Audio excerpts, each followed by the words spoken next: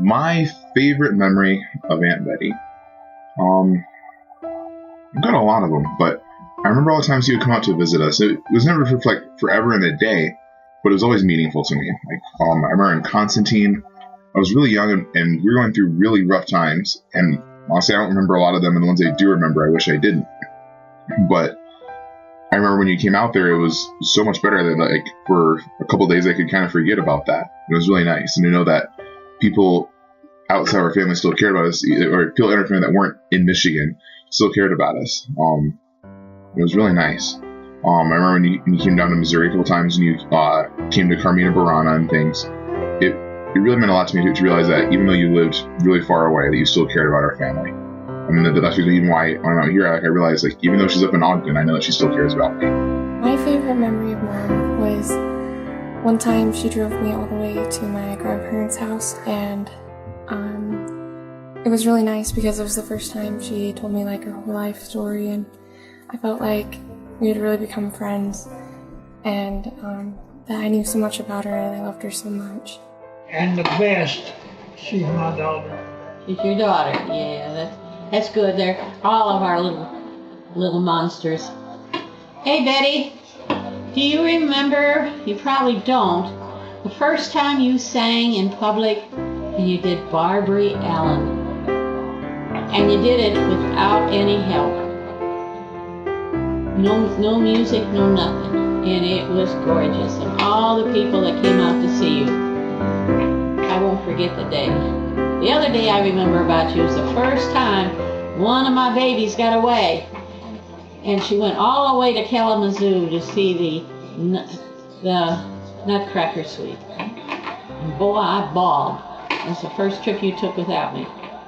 I remember the time when you were supposed to wake up, and Mom was trying to wake you up, you said no, you weren't getting out of bed, Mom put the bed on you, so you got out of bed. Always being around, helping, and always being there for us with our problems. My favorite memory of Mom would be when I was going to school and my car was totally frosted over and snowed over, and I only took enough snow off so I could see, not my whole car. And then my mom found out because my spatula, what is it called? Ice scraper? Yeah, my ice scraper was in the trunk, and so the trunk was open because I forgot to shut it, and I just started leaving, and my mom saw me with all my windows covered with snow and my trunk was open, and she ran to come and get me with her robe on. That was pretty great. My favorite memory of Betty. I have lots of really funny memories, but I think the one I'm going to share is one of courage. When I was very little, Betty was in charge of watching my younger brother and my older sister while both of our parents were at work. And it was a summer day, and our neighbor's dog broke his chain and ran over into our yard and actually attacked my brother John. I happened to be in the backyard playing with John and saw my brother right on the head. And after the dog fled, John and I ran into the house, and Betty, who was probably only a freshman in high school, stayed completely calm, fairly calm. She grabbed a towel, she stopped the bleeding, tried to calm the panicked brother, called our mom who was at work, and because our mom at the time had a motorcycle, not a car, she could not come and pick John up to take him to the doctor. So instead, Mom took the motorcycle to the doctor's office, and Betty walked her younger brother to the doctor's office with his head wrapped in a towel while she continued to apply pressure and stop the bleeding. John came home with a bloody towel and stitches and butterflies on his scalp. So Betty has been a pretty cool cookie in the the face of danger as long as I can remember. My favorite moment with Mom is all the moments because they're all so great.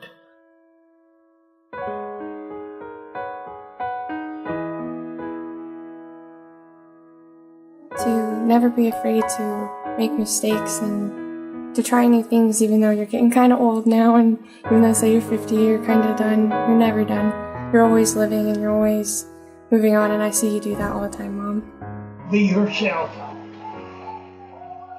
Don't try to be somebody else. How about you?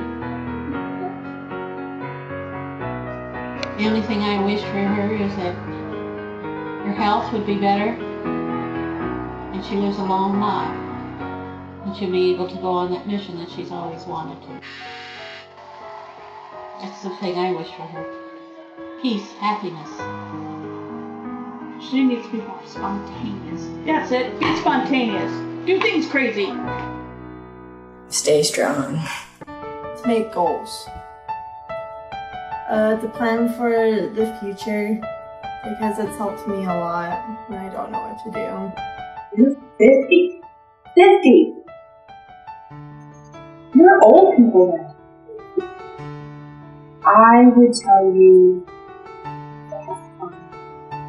Make memories. When you have a choice to make, think about what is going to give you a fabulous story to tell to your grandkids. Go for it. Take the parachute and jump.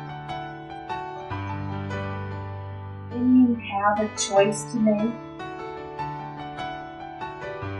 think about what is going to give you a fabulous story to tell to your grandkids. Go for it. Take the parachute and jump. And then jump in. I had to give Mom some advice. I would say, have fun, yeah. I would say never apologize for your faults or your weaknesses. There's a popular phrase going on like social media, sorry but not sorry.